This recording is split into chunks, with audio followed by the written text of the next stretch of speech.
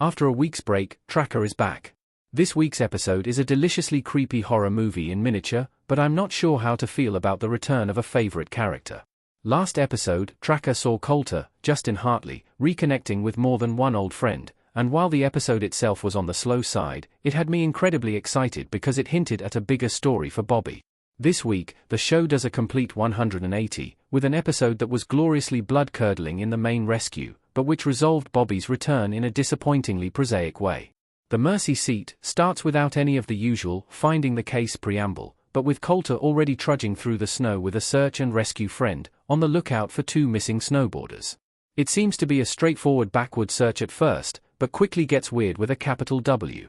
A mysterious man with antlers lurking in the woods, gunshots and tripwires in the snow, a group of young people in a cabin who give off serious horror movie vibes, and finally, a father figure who is doing unspeakably disturbing things in the backwoods. This main story is very well done and shows Coulter's skills and his compassion, while the lack of phones gives the horror a wonderfully solitary edge.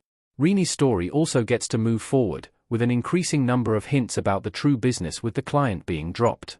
I would say that it's clear this will be the big finish of the season, but given how Bobby Eric Gray's returned this week, I'm no longer willing to make logical predictions about where the show is going.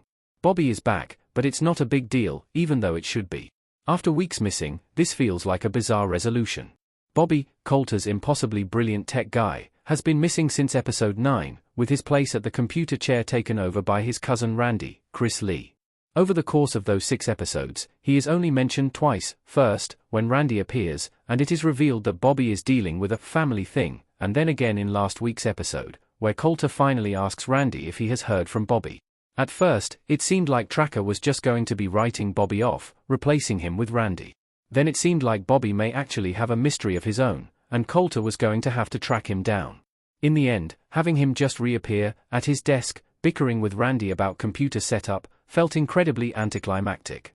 Perhaps that's because I let my fan theory brain run away with me, but Tracker is a show that lends itself to fan theories. Just look at how they are teasing out the situation with Coulter's dad.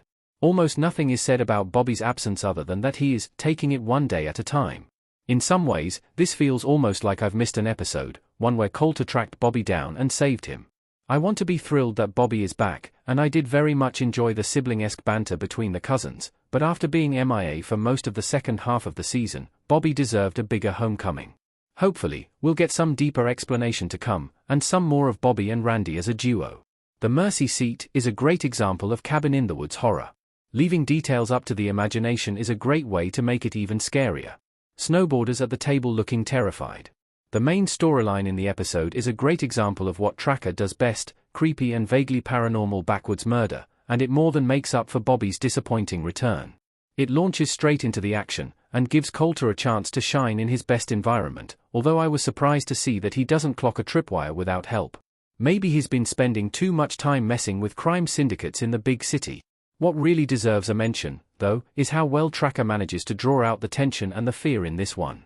While some elements felt a little predictable, yes, the group of slightly strange-looking young people who just happen to be in a lonely cabin in the woods are giving me serial killer vibes, it stayed safely on the beautiful horror homage end of the spectrum, never veering into boring territory.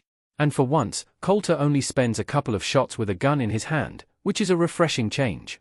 The best part was that Father Ammon's, Sean Bridges, twisted games are never revealed in full.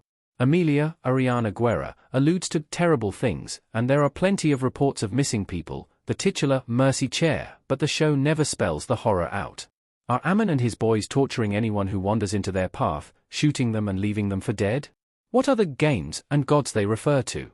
By not answering any of those questions, we're left to come up with whatever horrors live in the darkest corners of our minds, and those are the most frightening. Up next, Memories takes Coulter to Reno. Randy gets to step out from behind the desk. Next week, it looks like Tracker is going to be giving Randy the spotlight, with an episode that connects to his past. Read the full description below. From the promo, it looks like the two are headed to Reno, to hunt down a woman who goes missing after a show at a strip club, and Randy is here to make sure that Coulter doesn't go it alone. This may well be another episode that is a fairly straightforward find the bad guy, but the choice to give Randy a bigger role is an interesting one.